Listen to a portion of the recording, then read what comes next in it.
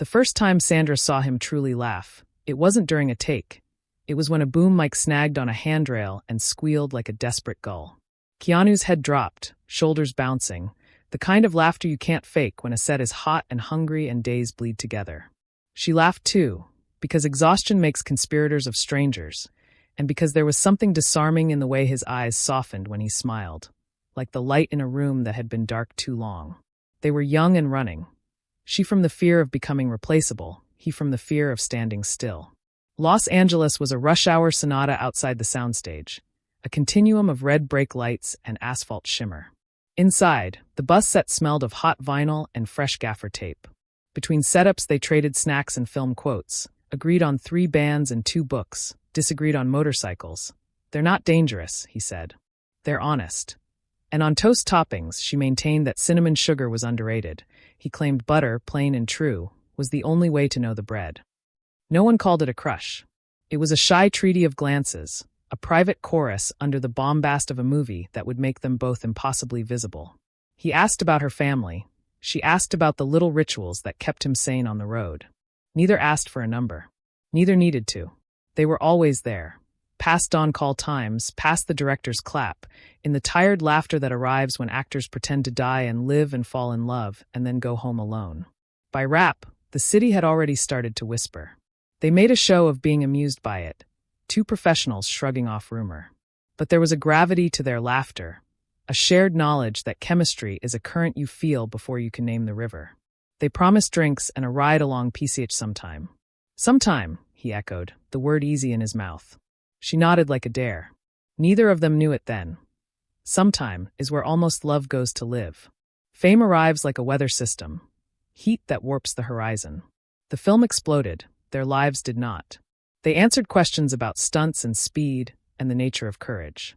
She discovered the art of smiling with her whole face while guiding a conversation away from romance and toward craft.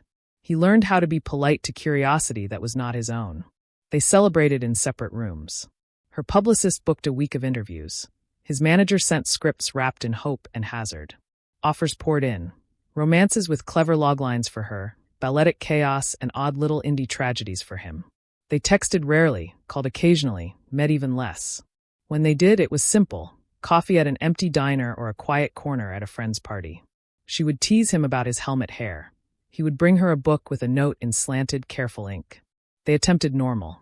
He invited her to a warehouse show where a friend's band made guitars sound like weather. She brought him to a charity event where applause felt like rain. He left early, apologetic. She stayed late, gracious. Their roads rhymed, soundstages, airports, night drives, the sweet ritual of scripts in the passenger seat. But the tempo was different. She collected routines like safety pins, morning runs, Sunday calls to her mother, a proper pantry. He collected distance. A bike packed for a one-day turn into a week, a quiet hotel under a name that wasn't on the marquee. People asked if they were dating. We're friends, she'd say, and mean it without swallowing the ache underneath. She's amazing, he'd say, and mean it with a softness that made reporters press farther. They deflected with kindness.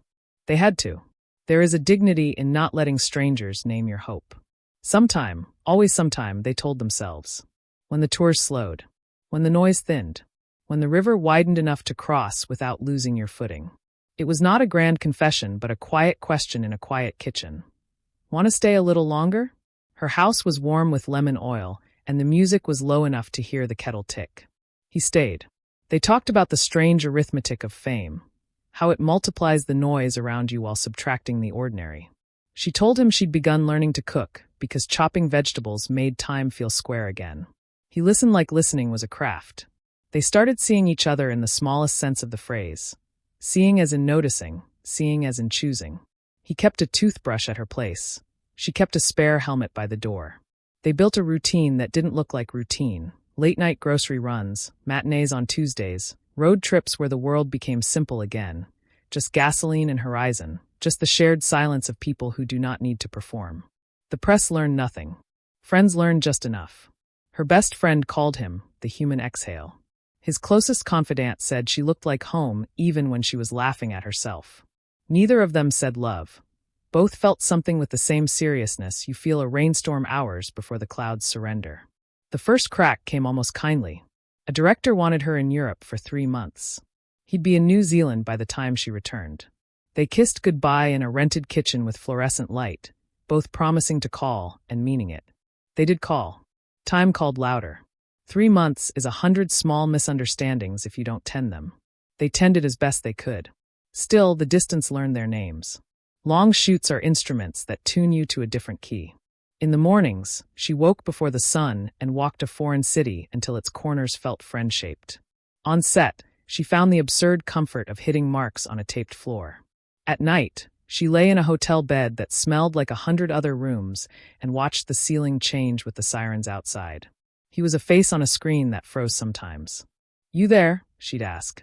"Always," he'd say, meaning it. "You okay?" he'd ask. "Yeah," she'd reply, meaning it until she didn't. He learned the geometry of her time zones, setting alarms for noon where he was and midnight where she wasn't. Between stunt rehearsals, he'd find a bench and write her letters he'd never send, ink easier than signal. He'd tell her about a stray cat in the lot, about a stuntman who collected antique compasses, about a dream where they were 60 and still teasing each other about toast. Distance stripped them down to essentials. They discovered the fairness of their intelligence and the unfairness of their fear. She, who could carry a blockbuster, struggled to ask for what she needed without apologizing for having needs. He, who could carry a franchise on his shoulders, feared the gravity of promises he might not keep. One night, a storm pinned her to the hotel. She cried without a reason she could justify. He listened to the silence between her breaths. "I don't want this to be the story of US," she said finally. "Just calls and flights and..." She didn't say loneliness. He didn't either. "I know," he said. "I know." They said goodnight like a prayer, like a pact to try harder. But the storm had already named the fault line. Love cannot live forever on layovers. They didn't fight loudly. They weren't built for spectacle. The closest they came to breaking plates was a late afternoon conversation at her kitchen table when the light went sour and shadows made halos around ordinary things. "I need something I can hold still," she said. Her fingers worried the edge of a coaster until the bark frayed. "I need to know where you are when the day ends." "I'm here," he said, because he was, and because he wanted that to be enough. "You're here until the phone rings," she answered, not unkindly. "Then you're there, and I'm cheering for you from another room." He looked at her, really looked, the way he looked when directors asked for honesty. "I don't know how to fix the part of me that moves," he said. "It's not you. It's how I learned to breathe." Quiet stretched between them. Outside, a motorcycle crossed the street, and the sound entered the room like an old joke. "Maybe that's the real thing," she said softly. "Maybe loving each other means not trying to turn the other person into an exit ramp." He reached for her hand. "I don't want to be the reason you don't get the life you want. And I don't want to be the reason you stop on a road you were born to ride," she replied. No one stormed out. No speeches, no slammed doors. But something decided itself in that gentleness, as if the conversation had pulled a sheet off a shape they'd been pretending wasn't in the room. They watched a silly movie after, because laughing felt like truce. They slept back to back, not because they were angry, but because there are nights when proximity makes absence louder. It happened on a Sunday that smelled like ginger tea and rain-dirty jasmine. He folded laundry with the care of a monk. She organized a drawer she'd avoided for months. Ordinary labor is a kindness during extraordinary pain. "Stay for dinner?" she asked, the way she always did. "I should pack," he said, the way he always did. She nodded. "Would you come back here when you're done?" Her voice had a tremor that feared the answer. He set a t-shirt on the stack and smoothed it until it could no longer be smoothed. "I don't know," he said. "Not a failure of love, but a failure of certainty." She looked at him like someone learning to accept the weather. "Then I think we should call this what it is," she said. "I think we should be brave enough to name the shape." He reached for her, then stopped, respect arresting reflex. "I don't want to lose you," he said, and felt how small the sentence was beside the century he meant. "You won't," she said.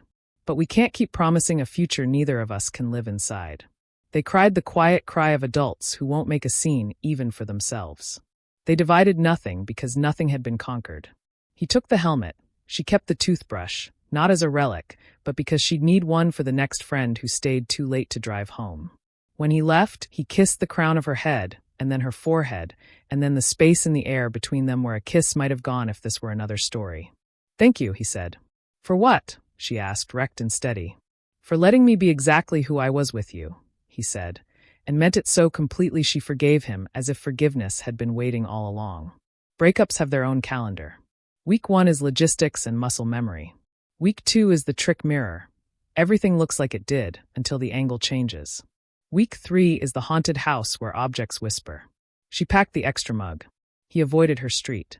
Both kept moving like sharks that know stillness too well. Work tried to help. Work always tries. A new script, a different city, fresh call sheets with names that might become important. She learned to order for one without apologizing to the waiter. He learned that music at night can be a balm if you choose songs that love the world more than they love your sorrow. They stayed cordial, then kind, then brave. A bouquet arrived on her birthday with a card that said, "To the bravest person I know." She texted back a photo of the flowers in a chipped blue vase. "To the kindest," she wrote. Months later, when his film opened to standing ovations, she sent a video of her clapping alone in her living room, then a voice note. "Told you." Friends worried and then relaxed. They saw how the two of them spoke about each other with a tenderness that did not require possession. It became a house rule in both their circles. If you loved one, you protected the other. The first time they saw each other again, it was at a small screening where the popcorn was too salty and the chairs tried to be vintage and only succeeded at being squeaky. He looked thinner, she looked brighter. Both looked like they had learned to be alone without becoming lonely. They hugged as if the body remembers geography the brain has redrawn. "How are you?" he asked. "Better," she said, and smiled into the truth of it. Years passed the way years do. Holidays and headlines, private griefs tied with public bows. A script found them like a homing bird. A love story written in letters and time. A house with windows that looked like answers. They read it separately and felt the same click. Working together again, the world would assume romance. Let it, they decided. They were old enough not to explain. The lake was cold and clean, the sort of blue that asks for forgiveness without saying for what. On set, they fell into the old ease. The shorthand, the mischievous glances, the way a bad joke left them wrecked with laughter when the crew needed 10 more minutes to fix a light. But there was also a new grammar. The boundary that says I know you, and I know how to not trespass. Between takes, she sat close enough to share warmth and far enough to share respect. He brought her tea and then stepped away. Even their silence had manners. A scene asked them to dance under strings of lights. The director wanted longing lit like confession. They did it in 1 take, then 2, then 4, because longing is honest and therefore difficult. On the last take, the wind rose off the water, and for a moment the bulbs hummed like a hive. He looked down at her as the music held and thought of kitchens and coasters and the kindness of ginger tea. She looked up at him and thought of Sunday packing and helmets by doors. They both smiled, not because it was in the script, but because the dance had taught them something the breakup only hinted at. You can love a person in the past and not betray the present. That night, alone in their separate rentals, they each wrote a letter and did not send it. The unsent letters lived in drawers, then boxes, then the backs of closets, the way artifacts do when they're finished being useful and start being true. People like to measure love by the parts it breaks. They forget to count the parts it builds. What remained between them became a practice. He mailed her postcards from countries where vowels do different work. She texted him photos of the chaos under her sink when a shelf collapsed. They traded jokes and links and the names of good mechanics. When grief came for him with its boots on, she arrived not with speeches but with soup and a movie that had the decency to be silly. When fatigue came for her with its little knives, he sent a note. Rest is brave. She framed it, not because it was famous advice, but because it was precisely hers. There were partners, too. Good people who understood that a friendship can be a lighthouse instead of a rival ship. Dinners that looked like treaties, phone calls smoothed by trust. The world learned to stop asking why they hadn't fallen into each other permanently. The world is slow, but it can learn. At a charity gala, he presented her an award and said words that made a room hush. She radiates repair. Later, under the noise of a band no one invited, she told him he had taught her the difference between leaving and escaping, between moving and running away. You taught me there are kinds of stillness that are not surrender, he replied. They were not saints. There were awkward moments and accidental aches. A tabloid photo that interpreted an old hug as a new failure. A rumor that insisted on a storyline more profitable than peace. They laughed, then didn't, then did again. What remains, when named without panic, learns to be sturdy. If someone asks them, on talk shows, in print, In the bright rooms where questions are weapons wrapped in candy, they answer gently. They do not invent villains. They do not rewind history to fix its architecture. They say versions of the same true sentence. We wanted different lives, and we loved each other enough to let that be okay. But the private, fuller reason is softer and somehow larger. They broke up because their visions of home were not identical. Hers had walls and herbs in the kitchen window and the tradition of Sunday phone calls. His had roads and open windows and the tradition of disappearing long enough to find the next beginning. They broke up because grief had taught him to move and hope had taught her to plant, and neither lesson was wrong. They broke up because friendship asked for honesty and love demanded tribute they couldn't both pay. Mostly, they broke up because they were brave. Brave enough to admit that romance is not the only place where devotion can live. Brave enough to step back before resentment made thieves of them. Brave enough to remain in each other's cheering section when the credits rolled and the lights came up and the world wanted a kiss. On a mild evening years later, they meet for dinner at a place that serves pizza like it's still a miracle. They laugh about the way the city has learned new tricks.